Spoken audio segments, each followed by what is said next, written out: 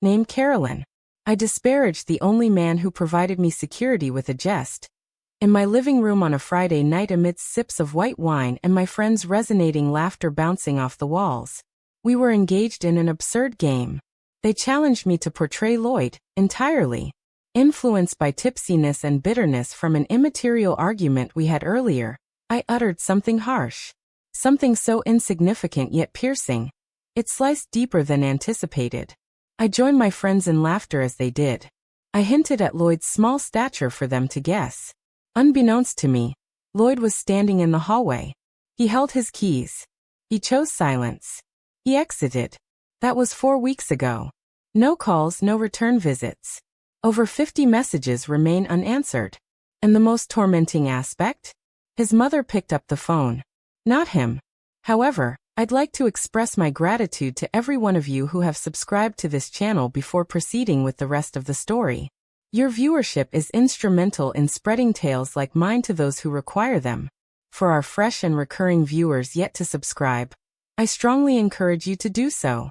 Your backing powers this channel and enables us to continue our work. I eagerly anticipate your click on the subscribe button.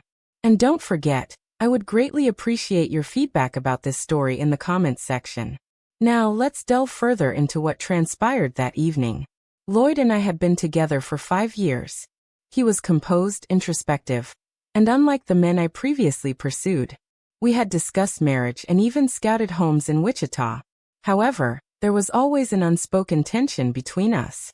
He wasn't the most self-assured in intimate situations. And me? Well, I had a tendency to share too much with my friends. That night, Maya and Danielle dropped by as they usually did, bringing wine, gossip, and a fresh deck of truth or dare cards. I should have halted when the questions became overly personal. But I was aggravated. In the afternoon, Lloyd and I had disagreed about something trivial, possibly dirty dishes. Angrily, he departed and mentioned being late. Thinking he was still out, I jestfully commented, "I've seen baby carrots with more courage," upon receiving a card stating, "Describe your partner naked in 1 sentence." The ensuing laughter was mischievous and thrilling. It granted me a sense of power, a type I should never have claimed. Unbeknownst to me, Lloyd entered the room 5 minutes prior. He overheard everything but left quietly, not shouting or calling my name. Instead, he merely took his coat from the hanger and exited. I became aware of his absence only when visiting our shared closet that night, and discovering his half-empty side. On my dresser lay a note bearing my name in his handwriting. I've been unable to open it then or now because deep inside, I already knew its contents. That night, Lloyd did not sleep. The house seemed ghostly. His lack filled every nook. His scent lingered in the hallway. Shoes under the bed remained untouched. Toothbrush was missing. I recognized it wasn't an argument, but a farewell. The next day, I bombarded him with 15 texts, switched to calls at noon, and by nightfall, I was driving to his workplace. They informed me he'd taken some leave. I pleaded with the receptionist for information. Her silent pity was all she offered. He had requested not to be contacted. My chest bloomed with shame, a slow-burning fire. That evening, I replayed my front camera recording. My confession played like a chilling horror movie.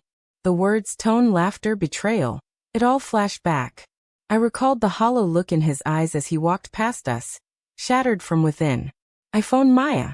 "Why are you overreacting?" she asked. "It was just a prank, he's an adult." Yet it wasn't merely a jest.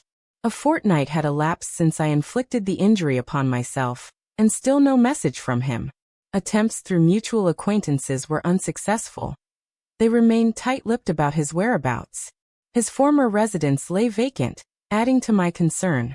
Hence, I journeyed to the only place I should have visited initially, his mother's abode. Mrs. Keller greeted me with an expression that conveyed anticipation, albeit not of a joyous nature. She received me cordially, her demeanor ever composed. Warm tea, fresh flowers gracing the countertop, and soft gospel melodies in the background completed the serene atmosphere. "I understand why you're here," she began. "But I need you to be aware of something." Across from me, she recounted a tale that Lloyd had never shared during our 5-year association. As a teenager, he was subjected to humiliation at the hands of unkind peers in the gym class. Locker room banter. Locker room embarrassment. They mocked him, tormented him, and the emotional scars lingered. It took him a considerable time to trust another soul again, she whispered softly. And you were the first woman who made him feel secure. That was his terminology, secure. I couldn't draw a breath. He never spoke of it, nor did he hint at it. Unaware, I wounded him deeply and laughed about it in front of others. Mrs. Keller gazed at me with eyes filled with pain. Caroline, she said. He loved you more than he trusted himself. I crumbled on her kitchen floor. The silence he left behind wasn't merely about embarrassment, it was about betrayal. I had become the very thing he thought he had fled from. Yet I could not bring myself to read that letter. Not just yet. I kept it by my bedside, as if it were a penalty. Every night before sleep, and every morning upon awakening, I looked at it.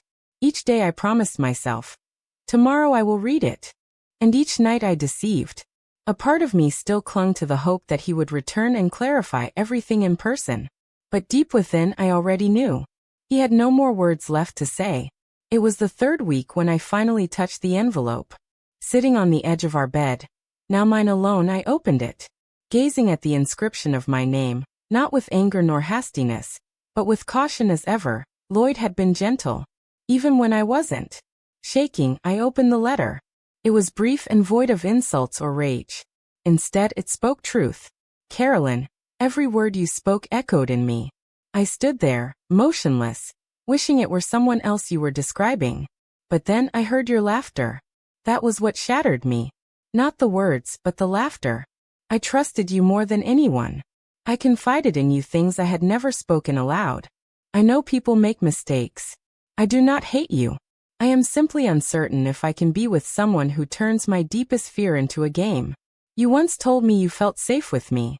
I wish I could say the same. Lloyd. Cradling the letter against my chest, I wept like a child. Not only had I hurt him, but I had dishonored him. What made it worse was that he had always been kind to me. Patient, loyal, and devoted. He had loved me on my darkest days. I couldn't uphold his respect for a single night. I attempted to reach out again afterwards, sending him a lengthy message, expressing my apologies, confessing my love, and promising to rectify the situation. Days went by, then I received one last message. I forgive you, but I can't return to the place where I became a laughingstock. At that moment, I realized it was truly over. I hadn't been unfaithful to him with another man, nor had I physically harmed or verbally abused him. But I had betrayed him. Betrayal isn't always physical. Sometimes it lies in the words we speak when we believe they can't hear us.